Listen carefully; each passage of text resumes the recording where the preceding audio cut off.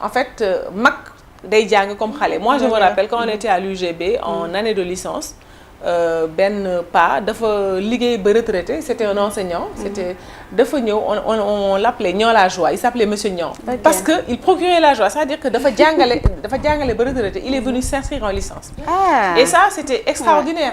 Et là maintenant avec les plateformes, vous restez chez vous, vous formez, vous avez de jeunes collègues ou de jeunes camarades et puis ça passe parce que loolu jàngale rek, c'est-à-dire que jàng rek moo ko mën. Donc vraiment c'est une puissante révolution très douce. Effectivement.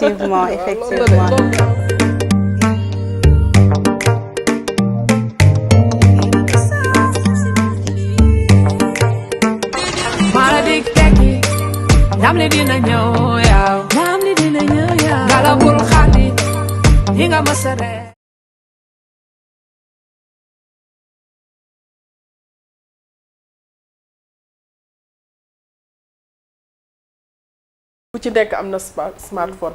boo amul ordinateur am nga smartphone. donc xam nañ nu ñuy c'est la même chose ordinateur ak smartphone. C'est exactement les mêmes fonctions. loolu laa leen di wax donc lu leen manqué peut-être léegi mooy utilisation utile. de cet outil là. Ça c'est une autre paire de manches. Voilà c'est une autre man foofu laay gën a accentuer sama intervention. donc si loolu la yan jéego la ñu war a mën a teg pour que tey population bi xale yi surtout ak femmes yi. ñu mën a utiliser numérique bi de manière utile loo xam ne dina leen njariñ ci seen entrepreneuriat surtout nga xam ne jeunes yi ci liggéey la ñuy gën a bëgg am wala créer liggéey bi yan jéego nga yaakaar ni war nañ ko mën a teg. waaw xam nga la notion de temps dafa nekk loo xamante ne nii bu ñu moytuwul dinañu indil gàllankoor yu bari. Tout à fait. xam nga bu njëkk ba mag ñi dañuy faral di wax naan en tout cas ñi fekkee yaa 40 ans dañ naan dafa mel ni léegi lépp dafa gaaw. fekk gaawul mais xarala yu yees yi moom moo accéléré mbir yi danga xool bu njëkk ba peut-être benn événement dina am balaa nga koy jot télégramme téléphone classique léegi un événement se passe à Singapour mais autant te yow mi nekk je sais pas à Pikine ñaari tali wala da nga koy gis da nga koy yëkk donc c'est-à-dire que le facteur temps est factorisé en fait. Donc et justement autant les notions de frontières sont pulvérisées par le digital, autant aussi la notion de temps. Et loolu aussi li ñuy indil mooy donc on est tellement dans ça que par exemple tey mën nga nekk sa néeg wala nga nekk sa bureau nga am un volume important de travail mais dès que dugg nga ci plateforme yi mën nga def 1 heure de temps doo ko yëg. Et loolu aussi c'est vrai bu fekkee defoo ci loo xamante ni dafa bokk ci sa programme donc yow perte nga temps donc vous avez perdu 1 heure si loo xamante ni peut-être 1 heure kenn mënatu ko rattraper. Et donc pour man loolu d'abord il faut ñu tàggat nit ñi ci nan la ñuy partager suñu waxtu. dëgg la ci religion révélée yi parce que pour man aussi li nga xam ne moom mooy diine bi lépp la réglé même dañuy faral di wax ne sax gis nga sa biir maanaam booy lekk da nga ko war a partager entre waroo lekk ba suur.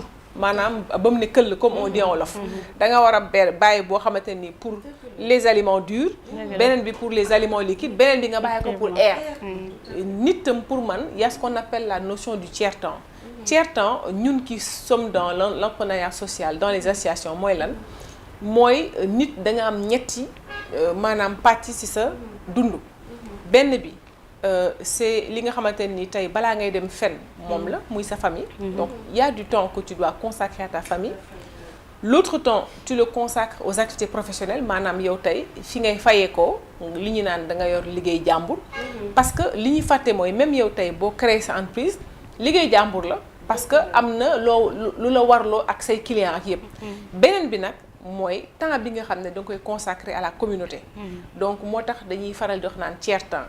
Et pour man pour régler problème bi nga wax ci maanaam temps il faut que peut-être nit ki mu mën a def ay pàcc ci maanaam journée mu ne journée bi ñetti temps laa koy diviser.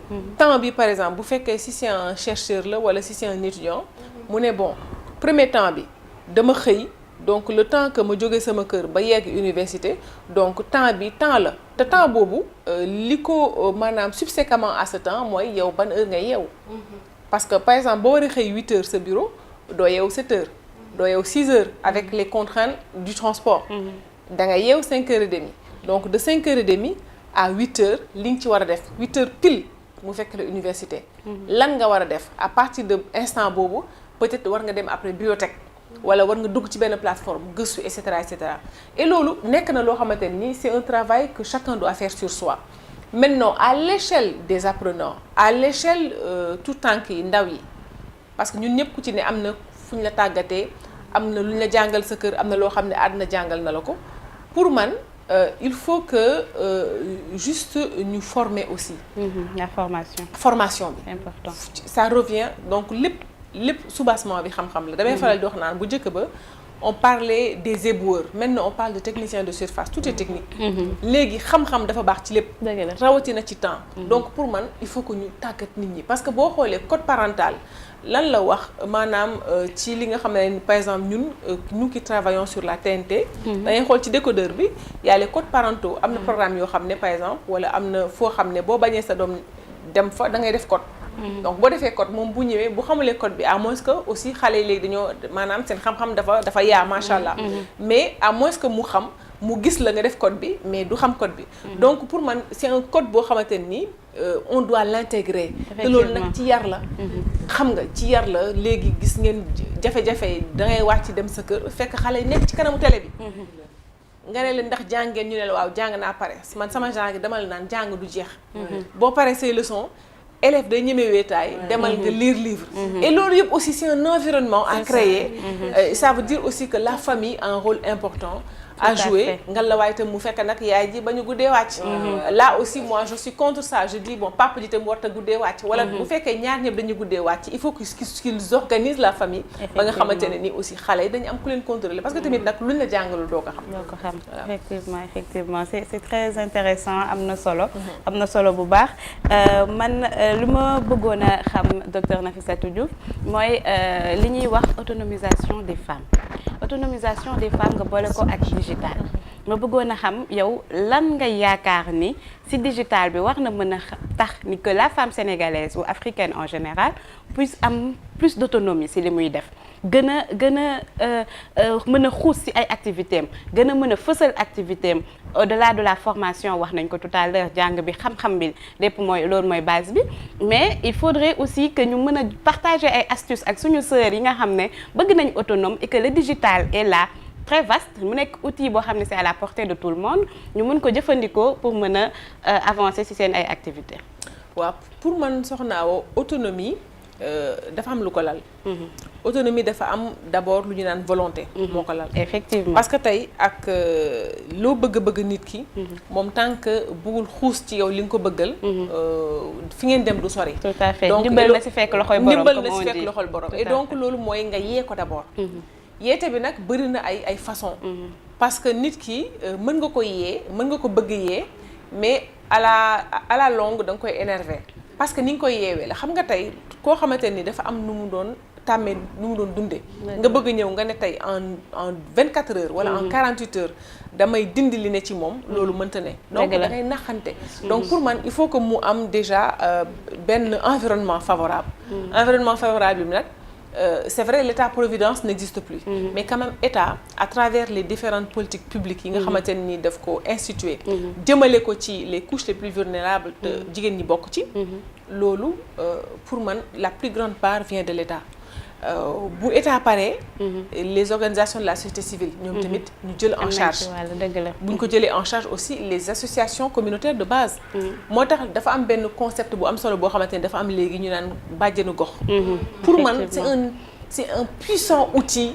d'inclusion sociale parce que ñun tey macha allah yàlla def na nous sommes éduqués macha allah nous sommes civilisés en tout cas bon am na yenn valeurs yoo xamante ne ni suñuy jaar-jaar ak suñu jàng ak quelque part peut-être fi ñu jógee moo ñu ko may mais y a d'autres femmes yoo xamante ne ni elles n'ont pas eu cette possibilité et pourtant ñooñu tey elles comptent boo xoolee dans l'échiquier socio-économique ñooñu tey aussi il faut que ñu gën leen xëcc gën leen wan ne yéen vous n'êtes pas différente des autres femmes peut-être yi nga xamante ne nii elles ont eu la chance d'être éduquées.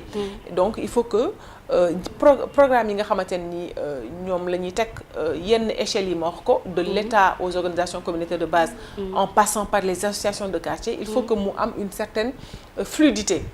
Il faut pas que chaque organisation soit je veux dire une contrainte pour l'autre. Donc il faut que ñu gën a wàcc. Et loolu nag li indi je veux dire li indi joint venture bi digital bi la. Donc on revient encore aux plateformes, on revient encore à comment justement cet outil-là permet de linker et même parfois permet de réconcilier des générations.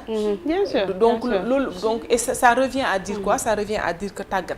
Pour man le mot fort de cette émission mooy tàggat. Le savoir, ensuite le savoir-faire. Effectivement mooy soft skills tamit yi ñuy wax yi nga xam ne c'est extrêmement important. Digital daf koy renforcer. Tout à fait. Et puis wax nga accompagnement au changement bi nga xam ne processus bu état di amorcer la mu egsi ba ci organisation yi nekk ci exactement ci réew d'ailleurs soft skills yi li ma ci bëgg def comme taxaw seetlu mooy dafay parce que boo xoolee soft skills bon pour traduire l'anglais terre à terre mooy en fait les outils doux ou les outils doux wala bon skills parce que skills c'est quoi? C'est les compétences. Donc les compétences douces. Donc en fait mooy lépp loo xamante ni tey yow donc koy acquérir te peut-être li nga jàng mayuloo ko mais sa jaar-jaar moo la ko may loolu nag tey avec li nga xam ne moom mooy xarala yees yi mën nga acquérir ay soft skills. Bien sûr. benn bi pour man benn soft skills bi gën a fort mooy la capacité d'interagir. tey boo xoolee WhatsApp man damay ñëwaat ci WhatsApp boo xoolee tey par exemple WhatsApp lu tax WhatsApp am solo ku mënul bind sax yaa ngi WhatsApp yaa ngi def vocal. Tout à fait. Et aujourd'hui gis ngeen ne am na ñoo xamante ne ni peut-être seen àlluwa soril woon ñoo mën a yem. WhatsApp daf leen di gën a fexe ñu gën a jege seen religion. ustaas yi ñi ngi ci WhatsApp. yaa sayda yi ñi ngi ci WhatsApp ñu mel ni Soxna Awa. donc ñi ngi jàngale ñi ngi jàng. donc te pour man loolu yëpp soft skills la parce que soft skills pour man mooy lépp loo xamante ni daf lay permettre. nga nekk ci jamono joo xam ne. li mu laaj. mooy nga dem nga dikk sans pour autant peut-être nga génn sa kër wala ngay génn sa kër chaque jour te loolu tey. loolu la ñu xarala tout à fait et même pour appuyer Madame la Présidente nous au niveau de NBC l'entreprise bi nga xam ne moom moo bokk ci GIE Buntu Dev ba tax ñu mën a def émission bii nii ñun on travaille avec des ouvriers qui ne sont pas forcément instruits ñi nga xam ne jànguñ seen jàng soriwul donc ces gens-là man dama leen di jox ay bons de commande yoo xam ne ñoom mënuñu bind mënuñu lire mais si message vocal laa koy def ak si image j'envoie le modèle je fais un message vocal ñoom xam nañ li ma bëgg ak naka lañ ko bëggee et ils reproduisent exactement donc loolu mooy force WhatsApp et c'est le digital qui revient c'est un outil à la portée de tout le monde et maintenant nag nit ñi il faut ñu xam nan lañ koy jëfandikoo et ça aussi c'est important Madame la Présidente. Absolument digital. Du début à la fin. Donc moi j'ai envie de peut-être continuer rebondir sur tout ce qui vient de se dire pour parler d'équité. Équité nag dafa am solo. Parce que yaakaar naa yàlla suñu borom bi ni mu ñu bindee ñun ñëpp c'est pareil ni ñu yàlla sàkkee te dañu am tendance du Sénégal rek tam mais àddina bi yëpp. jigéen ñi dañ leen xaw a ber. man nag loolu toujours benn def du combat boo xam ne damay jóg pour xeex. mais je veux comprendre te bi yaakaar naa ba ma comprendre tamit mun nañ sensibiliser waxtaan ak ñeneen ñi nga xamante ne ni ba léegi ñu ngi taxaw ci taxawaay boo xam ne dañuy ber jigéen compétence la jigéen mooy yaay jigéen mooy sœur wax nañ ko waxati ko donc lu tax ñu war a jël doole googu yëpp compétence googu yëpp ressource boobu yëpp talent boobu yëpp xañ ko humanité bi donc man suma combat mooy waxuma ñu diirante mbagg mais li ma am ma andi ko ci kër gi ñu ngi mel ni góor ak jigéen bu bokk benn kër yore ay njaboot ñu génn jigéen bi ne ko yow bokkaloo quoi góor gi rek des ci kër gi lu tax jigéen bi duñ ko ci boole moom it bu andee góor gi papa andi yaay andi bénéfice lay doon pour doon man image boobu rek laa ma envie de donner pour parler de l'équité qu'est-ce que vous pensez de l'équité homme-femme et digital bi lan la ci mën a apporter et à la fin nag j'aimerais bien que nga wax ñu TDS les télévisions voilà du Sénégal. Voilà. D'accord soxna Mariama. Bon parce que dafa nekk question bu complexe boo xam ne dafay laaj ñu convoquer ay maanaam ay concepts yu bari. Premier tontu bi ma bëgg indi ci sa laaj mooy d'abord équité dafay lalu ci wàllu respect. D'abord respect du genre. Pourquoi dama leen di wax benn anecdote wala boo xam ne sax peut-être yéen xam nga ko am na culture yoo xam ne tey pour ñëw par exemple pour sa borom kër bàyyi la nga dem liggéeyi. Par exemple surtout nga dem nooraan yi wala nga ñëw par exemple nga ñëw ci taax yi. liggéey. moo xam da ngay liggéey ci wàllu pour dem ci nit jàppale ko. ci wàllu kër pour sa borom kër bàyyi la. daf lay naan bon dama lay bàyyi nga dem. mais li ngay fayeeku moitié bi da nga ma koy jox. pour ma bàyyi la nga dem liggéey. est-ce que man damay poser la question de savoir est-ce que tamit ku jigéen ki. mën na tamit borom këram parce que par exemple tey pour et même dans les affectations même dans l'administration da nga koy gis. affecté jigéen lu jafe la. dëgg la moom daf la naan sama borom kër fii la mais pour nga affecté góor c'est facile il prend ça dit que pour moom naturellement bon buñ ko affecté ku jigéen dafa war a topp. mais ku jigéen tey boo ko affecté lim lay jëkk wax dal naan mënul ko bañ a wax nag pour des raisons par exemple par tabou dal naan sama njaboot mais njaboot bi ku jëkkër a commencé par donc loolu aussi dafay laaj du point de vue de la famille et c'est vrai que parce que aussi boo xoolee sëy du jëkkër ak jabar rek c'est un environnement c'est une culture ce sont des valeurs c'est assez complexe c'est un peu comme hier j'assistais à un événement boo xam ne dañ doon au niveau des universités républicains le réseau des universités républicains dañ doon fargal président et aussi mu doon wax ci wàllu li nga xamante moom mooy autonomisation des femmes et donc mu ne effectivement dafa nekk loo xamante ni aussi bokk na moom ci li nga xamante ni ci wàllu territorialisation des politiques publiques daf ko mës a boole ci ay priorités parce que dafa gisoon ne bu njëkk ba Sénégal foo mënti dem ci dëkk yi jigéen dafa sonn mooy root mooy soq mooy def lépp et que donc le fait que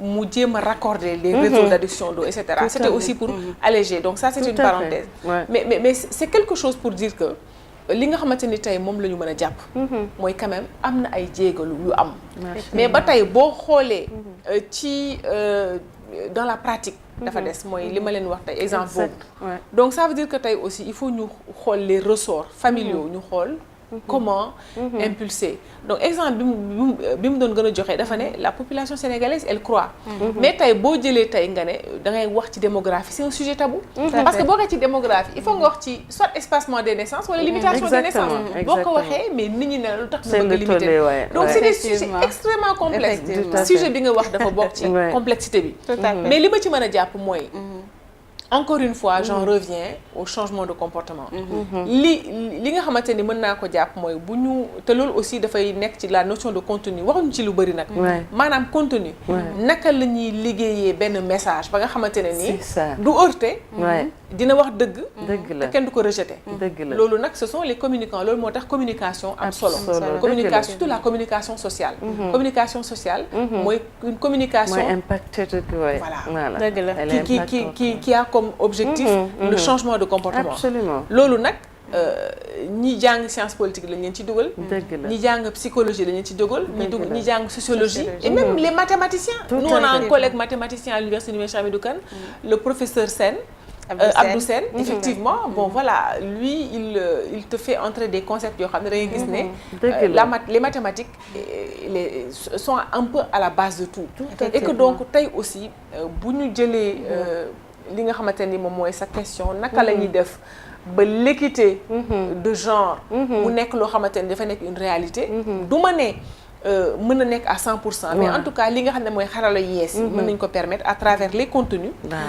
savamment vraiment travailler aussi pour ne pas perturber heurter etc mais aussi un travail sur soi c'est-à-dire aussi il faut que jigéen ñi par exemple je me rappelle parce que ça c'était dans les années 70 Yewwi par exemple bi mu commencé les premiers mouvements d'émancipation des femmes au Sénégal c'était ça depuis c'est vrai beaucoup d'eau a coulé sous les ponts mais on peut dire quand même que c'est un sujet encore d'actualité. Tout à fait. Et depuis Beijing, c'est des sujets yoo xamante ni ça revient. Et vous l'avez dit, Madame Soumaré, c'est-à-dire que tey même boo xoolee à l'étranger, les femmes françaises ont commencé à voter en 1945. Nous, on a commencé à voter avant. Parce que quand même, on avait des États avant que le colon ne vienne un petit peu bouleverser nos politiques intérieures. Tout à fait. Donc nous, quand même, on a de quoi être fiers. Mais c'est vrai que aussi ñoom bi ñu ñëwee avec la colonisation, ils ont bouleversé, ils nous ont même remis en question. Il y a eu une remise en question même nous de tout ce qu'on a fait depuis.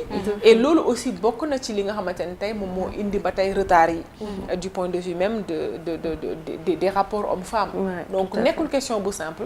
Peut-être que j'ai tourné autour du pot. Mais parce que aussi vraiment la question elle est très complexe. Mais réponse bi quand même am na solo. Maintenant j'aimerais qu'on parle, Madame la Présidente l'a dit tout à l'heure, de cette innovation de l'État du Sénégal qui est la TDS. loolu ma bëgg a xam TNT bi lan la mënal entrepreneurs yi dugg ci biir gox-goxaan yi jàppale leen fësal li ñuy def. Donc Madame la Directrice Générale, qu'est-ce que vous pouvez faire lan nga mënal yow entrepreneurs yi di doogee door te soxla dimbal ak appui. waaw question yi ma posé yëpp nag question bi bokk na si ma gën a neex xamul tax parce que dafay agrégé li ñuy wax lépp.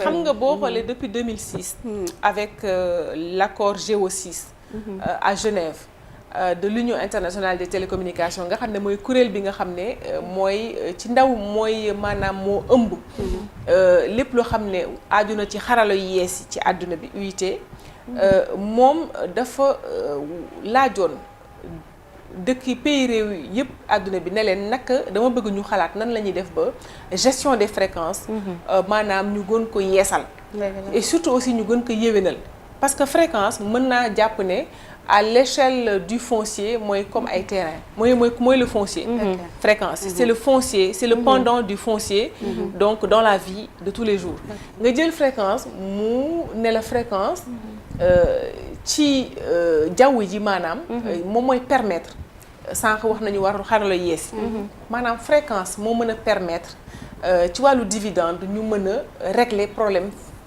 connexion problème fibre optique ak tous les problèmes yi nga xamante ni tey indi wax nañ ko sànq nan la ñuy def ba jàng mi yéwén lu mel université numérique Cheikh Hamidou Kane donc loolu gestion optimale des fréquences moo tax par exemple tey ku mel ni ARTP grâce à la 5G et que la Sonatel a pu prendre donc gis ngeen loolu yëpp tey donc dividende numérique loolu tey bu ñuy wax dividende c'est parce que le Sénégal a très tôt parce que il y a moins de 1 an je suis partie à Amsterdam à l'IBC Forum j'ai vu des pays là-bas yoo xamante ne ni Sénégal ëpp leen ay ressources Sénégal ëpp leen peut-être dayo mais pourtant ñooñu ba tey ñi ngi xool ñoom nan la ñuy duggee ci TNT bi alors TNT de manière simple c'est la télévision numérique terrestre xam nga bu njëkk ba da ngeen doon dégg radio diffusion télévision sénégalaise parce que RTS moo yoroon tout le réseau de diffusion donc c'est la RTS qui diffusait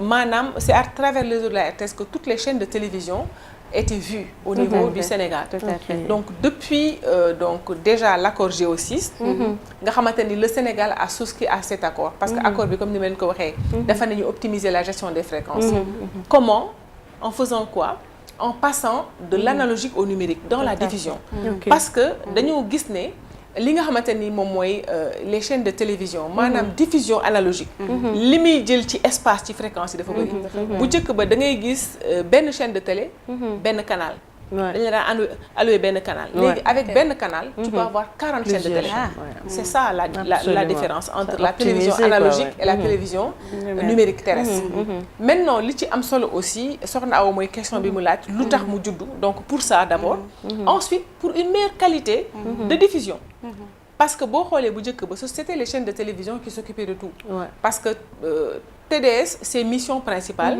sont la collecte, le multiplexage, le transport et la diffusion des signaux des chaînes de télé, de leur lieu d'émission, justement, au niveau des foyers. Donc, loolu mooy rôle am bu njëkk ba télévision ñoo daan def loolu. xam nga et puis état bi à partir de 2017 mu ne je vais régler la situation. D'abord, on passe à la diffusion numérique terrestre et aussi je réorganise un petit peu li nga xamante ne moom mooy la chaîne de valeur audiovisuelle.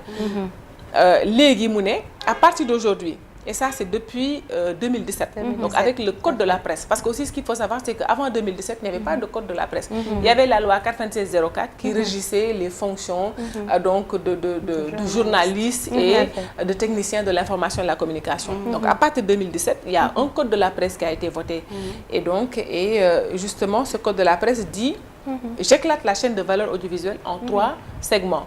Les éditeurs, mooy comme yéen, donc toutes les chaînes de télévision mu ne léegi dama leen bàyyi ngeen mën a togg seen programme. Donc vous faites vos grilles de programme, ngeen def le contenu nécessaire. Sànq gis ngeen contenu ni mu amee solo. Exactement. Et loolu aussi c'est une autre problématique. Parce que tey boo xoolee chaque chaîne de télévision qui est autorisée à émettre c'est d'abord fait valider donc sa grille des programmes, en tout cas, que ça soit une chaîne généraliste, culturelle ou politique. Tout à fait. Ensuite mu ne donc à part l'éditeur je consacre les distributeurs comme Canal, comme Excaf, comme StarTimes. Donc ce sont les agrégateurs de programmes. Et mu ne à partir d'aujourd'hui je crée un unique opérateur de diffusion. Donc au Sénégal il faut passer par la société de diffusion de télévision du Sénégal pour pouvoir émettre. D'accord. Ça veut dire que tey même Canal doit passer par notre plateforme pour diffuser les chaînes sénégalaises. Et loolu ban question aussi lay ban problématique lay régler? La problématique de l'accès équitable à l'information. Tout à fait. Donc parce que il y a 2 éléments importants du service public de l'audiovisuel. Il y a l'équité territoriale, il y a l'inclusion sociale. Benn Sénégalais ak fu mu mënti nekk warul gis xàjj ak seen ci nan lay recevoir information.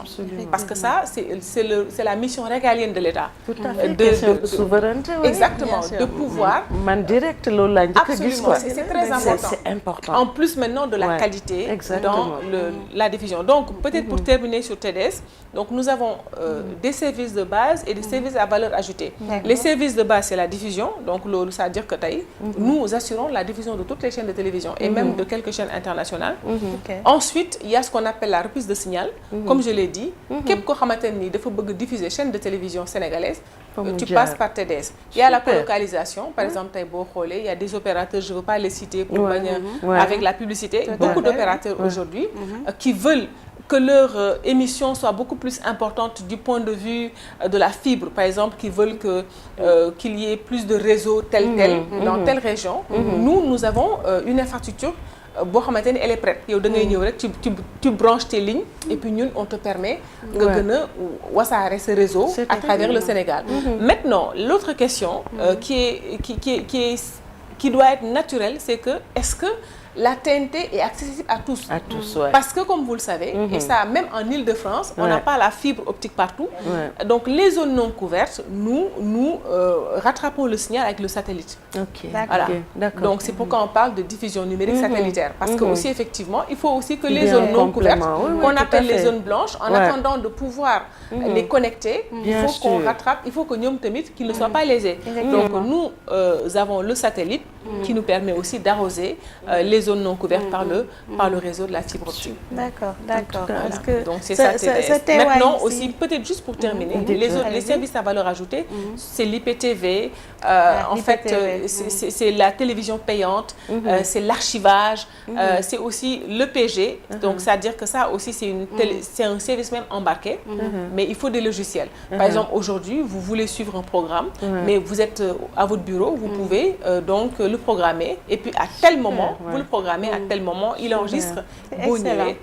Mais effectivement, ça demande beaucoup de communication. Nous sommes en train de travailler à ce que vraiment toutes les fonctionnalités déjà du décodeur soient mieux connues. Maintenant, en termes de comment justement TDS peut promouvoir l'entrepreneuriat, d'abord, il y a une meilleure connaissance des métiers liés à la TNT.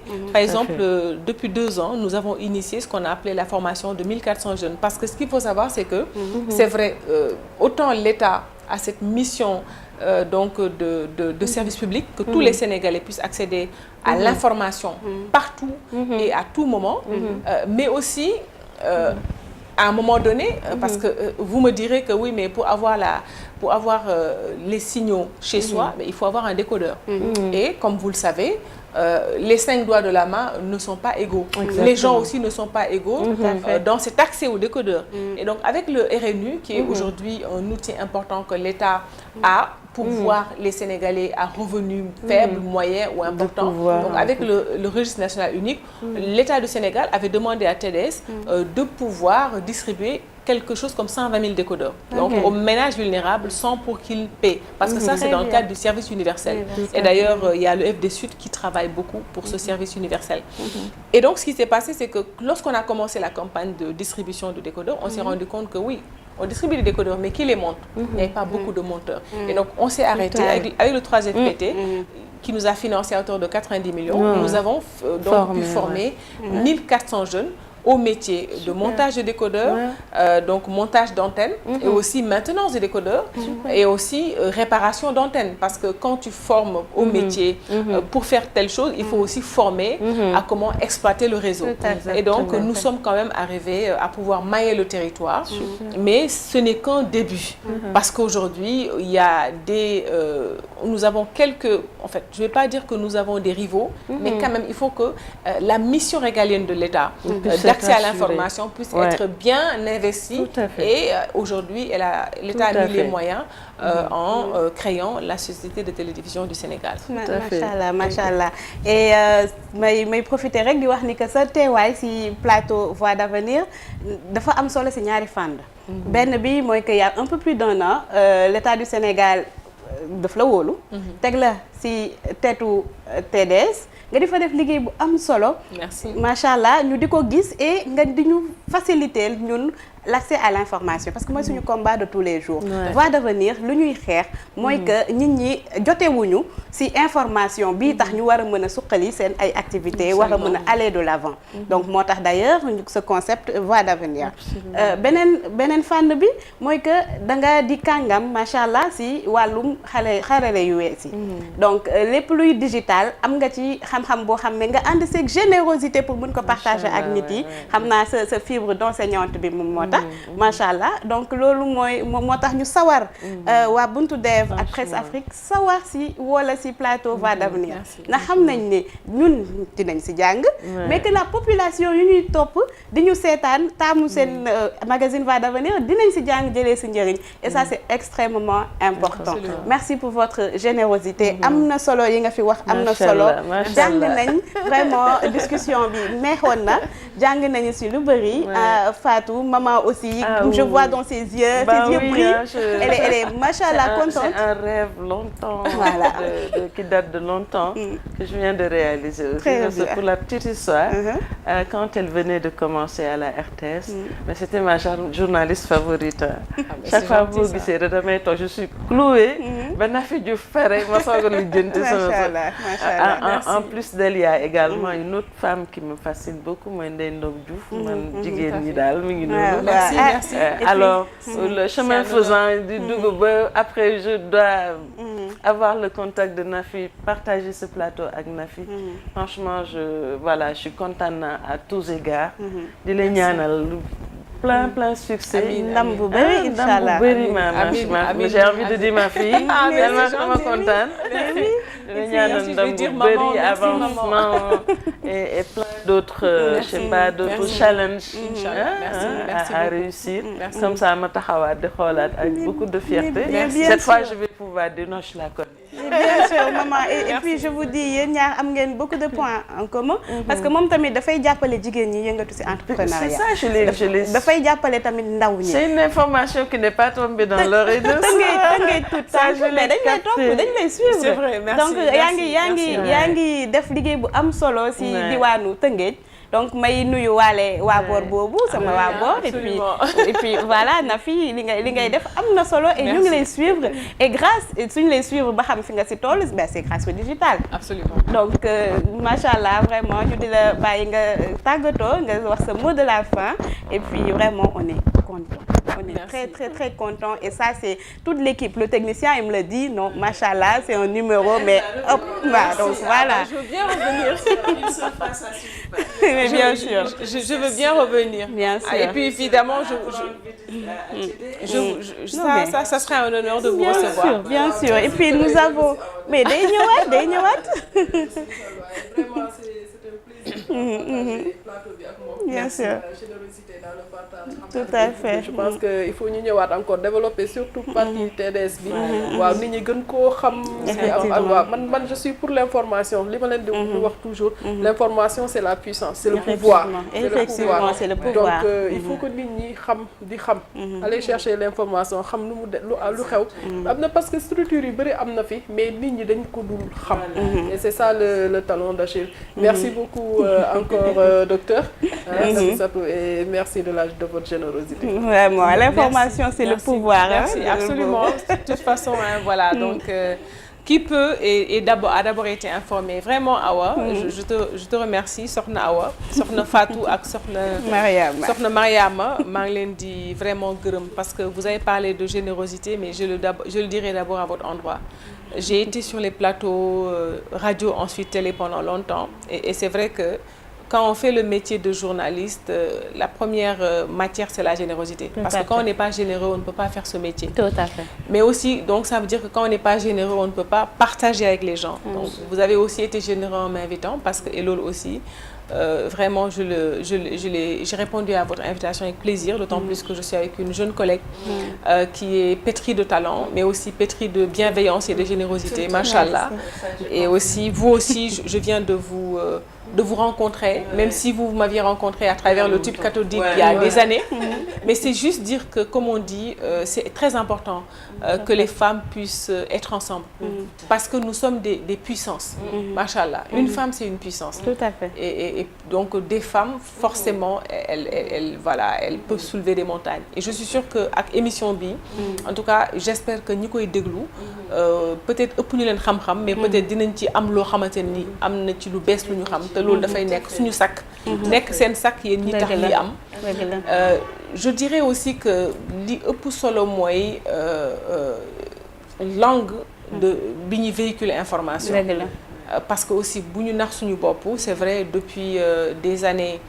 Peut-être bon du ma ne dañu imposer une langue parce que man je suis d'abord spécialiste de la littérature française, j'adore le français, mais c'est vrai que aussi nit ki am na loo xamante ni boo ko waxee ci làkkam bu naroon bañ sax boo ko ñaanee da koy nangu. Donc loolu aussi lu am solo la. langue bi ngeen xamante ni moom ngeen defee émission bi di leen wax ne maa ngi leen di xaar aussi.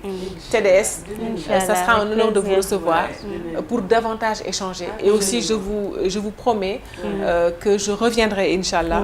Pour d'autres challenges, mais aussi pour le bonheur, mon bonheur d'abord, Inch'Allah, ensuite celui de vos téléspectateurs, de vos internautes. maa ngi leen di nuyu ñoom tamit bu baax ku ci nekk ma jox la sa wàccuwaay. Et puis aussi di wax que cette émission voilà puisse à traverser les années pour que à chaque fois mu yee pour que li ñu naan accès à l'information aussi puisse être vraiment une réalité. Merci beaucoup. ñu defati suñu mënin rek parce que fii ku fi ñëw jaar moom dañ lay jox teranga. ñoo la terale lii teranga chaque fois suñu invité yi. C'est une surprise ça. Donc ça c'est un boubou. J'espère que ce sera votre goût. Un cadeau. Et c'est offert par un membre de mon GIE, du GIE Buntu Dev. Elle s'appelle Awa, comme Awa Ndiaye. Sa boutique, sa marque, c'est Khadi Timtimol. Donc c'est elle qui fait les boubous, elle fait des senteurs, etc. C'est très doux. Voilà, c'est doux. C'est les textiles. Awa Timtimol yu rafet lay defar vraiment une brave dame. Voilà, c'est contact. Au-delà de yamuñu si de waa GIE bi yëpp la bëgg a teral parce que dañ ñoo teral di ñu teral la vraiment tout le mérite vous revient. Voilà, toujours ci GIE bi il y a une jeune femme qui s'appelle Lalla. Lalla, elle fait de l'entrepreneuriat confessionnel. Donc elle fait des stickers à mettre à chez soi dans sa chambre pour connaître la direction de la Kaaba. Pour entrer dans une toilette, qu'est-ce qu'il faut réciter quand on sort de son lit, avant de se coucher. Donc, c'est plusieurs stickers et c'est utile. Voilà. Même au bureau. Voilà, même au bureau, voilà. Ça, c'est Lalla Traoré. Lalla Traoré, voilà, son numéro est dedans. Et toujours, c'est Lalla Traoré qui fait dans les condiments. Donc, elle a une initiative qui s'appelle Noppal Jigéen. Donc, elle fait des assaisonnements de viande, de poisson, Elle fait le netetu préparé, moulu, assaisonné, nature. Netetu bu set wecc nag en plus là, oui, franchement. je l'ai utilisé, mais c'est bon pour la santé. Voilà, c'est ça. Je pense que c'est un antioxydant. Absolument, absolument. Donc elle a plein de vertus. Donc, je repars, voilà, je suis venue les mains vides et là je repars avec machallah. Mais vous êtes venue avec. Voilà, c'est ce que j'allais dire. Mais oui, nga indil ñu sa xam-xam. Allez, complet, hein. Franchement, c'est trop généreux ça. Franchement, on est très très contente de vous avoir reçu. Je le suis encore plus. Franchement, très fière de voir des femmes comme vous. Voilà, moom nag mooy suñu présidente di suñu maman. Très brave. Wax dëgg yàlla nangu liggéey. mooy locomotive bi nangu liggéey dofu liggéey laa am envie wax parce que vraiment et mu ñuy inculquer loolu aussi di ñu ci xëcc parce que nee nañ ay xale dag soo leen yoree dag leen di xëcc di leen xëcc si lu baax di leen xiir si lu baax donc tout le temps c'est ma fille on fait ça ma fille on rédige ce document ma fille il faut préparer un salon ma fille il faut préparer une note conceptuelle des TDR man je me bonifie en étant en contact avec elle j'apprends et yow war nga am sax loo ci seetlu parce que j'ai grandi ci sa kanam on va dire bi may ñëw UNCHK j'étais toute jeune maa ngi ko doon wax maman j'avais 25 ans donc de la petite Awa à fi ma toll c'est parce que je sais me mettre au contact de bonnes personnes qui peuvent me tirer vers le haut et elle en fait partie yow tamit si nga bokk donc machallah vraiment je n'ai pas les mots vraiment j'ai rencontré de belles personnes comme on dit la plus grande richesse ce sont les rencontres humaines. Tout à fait. Parce que c'est elle qui reste. Absolument. En tout cas, merci infiniment. Merci beaucoup. Merci, à très très bientôt, docteur. Merci.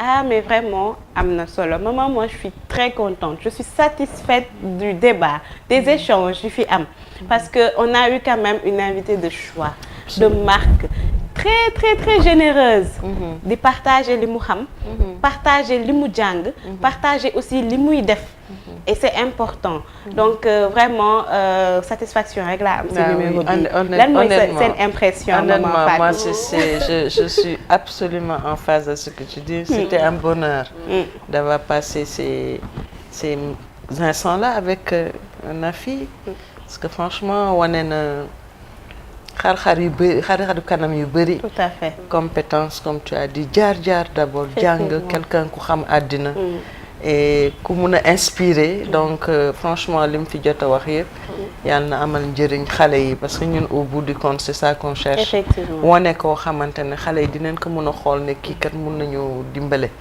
xool ci moom def ni moom génn ci incha allah mais franchement moi je suis contente ma satisfaction est franchement à un niveau topissime quoi. surtout si importance au sujet bi tey. am ku xarañee ni moom. ñoo partagé ñoom ak ñoom. joxe information yi joxe activités yi muy def surtout si ak femmes yi déjà moom am na ay expériences yu concrètes. dëgg la ci femmes yi groupe de femmes yi ak plateforme yi muy développé vraiment je pense que tey moom. ñi comment dire internautes yi tey dinañ kontaan j'espère que ñëpp dinañ ci jëlee njariñ. surtout comme ni ma ci insister utilisation utile digitale bi. parce que dañ koy utiliser de manière utile loolu moo ñuy njëriñ.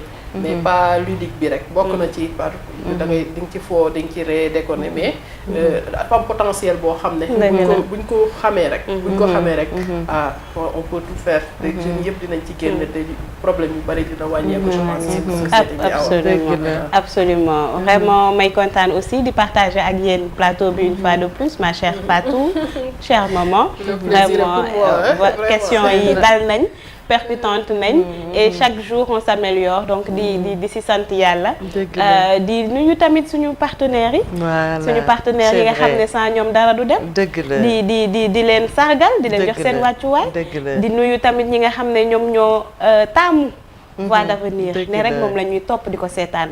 gis nañ vues yi gis nañ leen gis nañ seen commentaires yi sur les réseaux sociaux. ça monte ouais et loolu am na solo. parce que tamit di def loo xam ne nit ñi wan nañ ne li ngay def amal nañu njëriñ. voilà du nekk perdre loo sa temps perdre loo sa énergie perdre loo sa xaalis. du moment où amal na ay nit njëriñ nous c'est tout ce qu'on cherche. tout à fait donc si partenaires yi ndax ñoom tamit su dul ñoom dara du dox.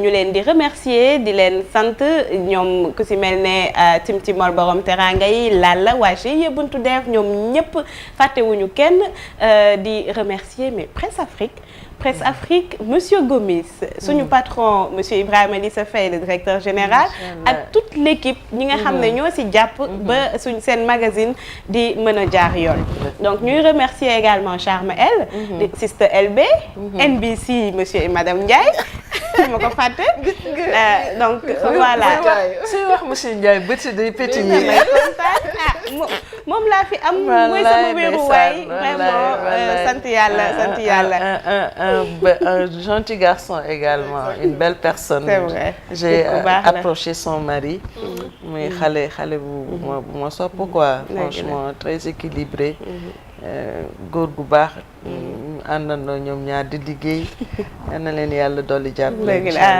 amiin ku baax ku ma comprendre ku ma yërëm. donc monsieur Ndiaye Demba Ndiaye maa ngi lay sant di la gërëm. yéen ñi taamu seen magazine Voix d'avenir. sant nañ leen gërëm nañ leen ci seetaan bi ngeen ñu seetaan ñu jox leen dig daje ci beneen numéro ak yeneen invité beneen thème ci Voix d'avenir. merci beaucoup.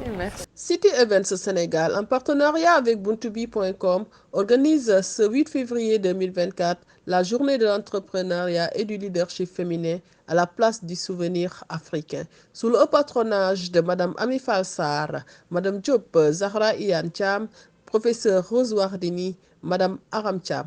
Des femmes leaders et coachs vous donnent rendez-vous autour des thèmes suivants. Défis et obstacles de l'entrepreneuriat, mentoring, coaching, B2B, réseautage, négociation avec les institutions financières, transformation digitale de l'entrepreneuriat. L'entrée est fixée à 12 000 francs CFA, déjeuner inclus, à la place du souvenir africain ce 8 février 2024, journée de l'entrepreneuriat et du leadership féminin. Pour tout renseignement, 77 565 86 65. Venez nombreux profiter des opportunités qui vous y seront offertes.